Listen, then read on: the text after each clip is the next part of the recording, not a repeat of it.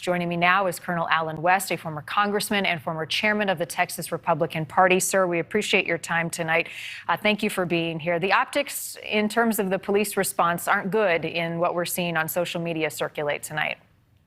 No, they aren't. And it's a pleasure being with you, Marnie, because when you look at that, it reminds me of a very simple maxim we operated under in the United States Army and all combat forces, and that's warriors move to the sound of the guns. And you take whatever resources you have and you go in there and you put yourself together in a 4 or 5 man stack, and you make sure that you get in there to neutralize the assailant, that shooter. It should not have been that much time when he had free reign inside of that school. And it just goes back to show that we still are not learning the lessons that should have been learned when you come out of Parkland, Florida, and Marjorie Stoneman Douglas, when we need to have people that have been cross-trained. There should be a cross-leveling of equipment, and the person on the ground should be able to make the decision that they're going to take charge and they're going to get people in there to rectify the situation. We need to find out who made the stand-down order and what caused that paralysis of action.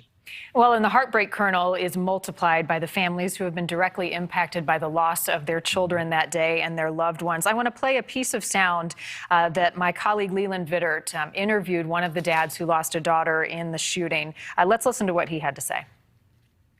As soon as they heard the gunshot, they should have rushed in. You know, that didn't happen. You know, more policemen came in increments. They were there unprepared. You know, they should have had shields in the cars. They should have had, you know, flag, you know. Do you think they were unprepared, or were they cowardly? Were they disorganized? I say all three. Honestly, in my opinion.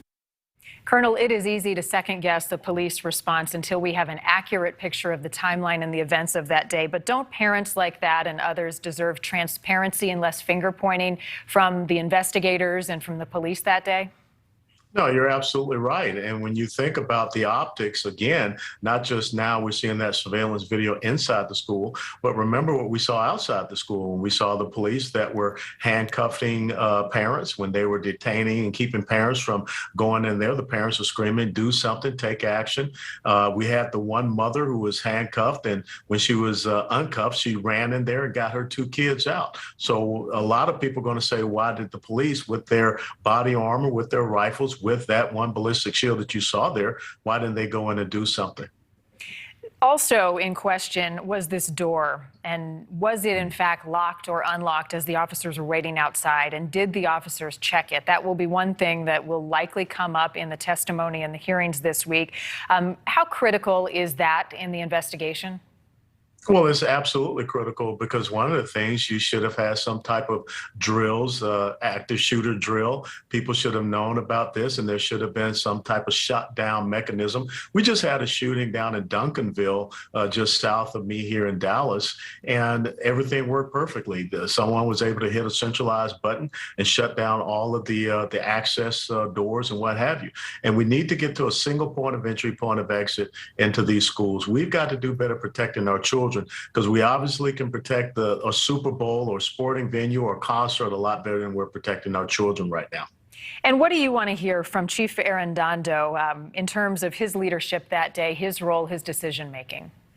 I want to know who made the decision that caused that paralysis for 77 minutes, because everything should have been deferred to the person that is on the ground. That's how I operated as a commander in combat. I deferred to the person that was in contact with the enemy, not trying to second guess them from some command post or someplace further away. Before I let you go, there is a lot of discussion, not just in your state of Texas, but around the country, about gun laws and what we need to do now. Where do you think the focus should be, not just after Uvalde, but all of these school shootings? Where's the middle ground? Well, I think the commonality we need to look at is these juveniles that are having these violent behaviors.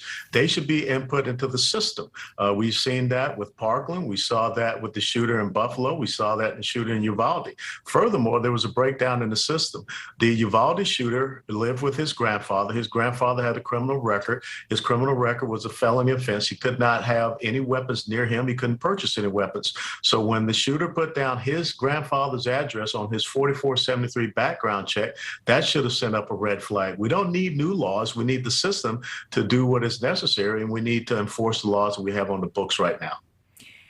Colonel West, we appreciate your time tonight on this important issue. And again, we'll be following the hearings in Texas tomorrow as we further learn what happened that day at Uvalde. Thank you very much, Marnie. Have a good night. You too. Thank you. All right.